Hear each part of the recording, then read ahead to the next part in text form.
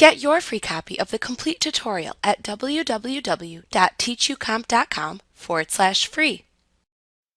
Before you can track costs for projects, you must ensure that the Track Expenses and Items by Customer toggle switch in the Bills and Expenses section of the Expenses category in the Account and Settings window is set to the On position.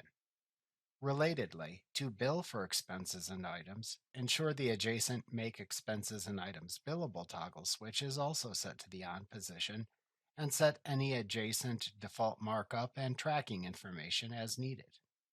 Then save the settings by clicking the Save button at the bottom of this section and close the window. Additionally, ensure you use the old layout Invoices and Estimates, as billable expenses and items don't work with the new layout yet.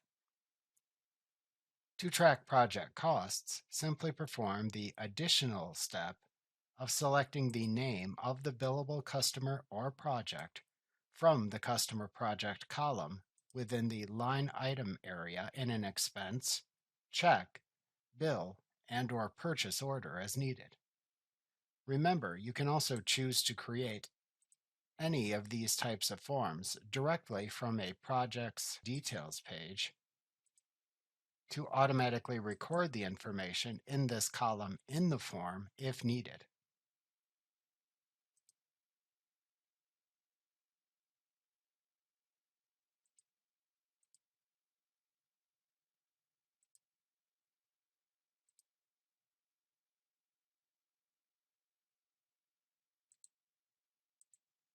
For costs recorded as part of a process, or ones entered independently from the project details page, like when creating a purchase order from an estimate, you must simply remember to select the value from the Customer Project field when creating the transaction. This tracks the line item's cost to the project or customer you select.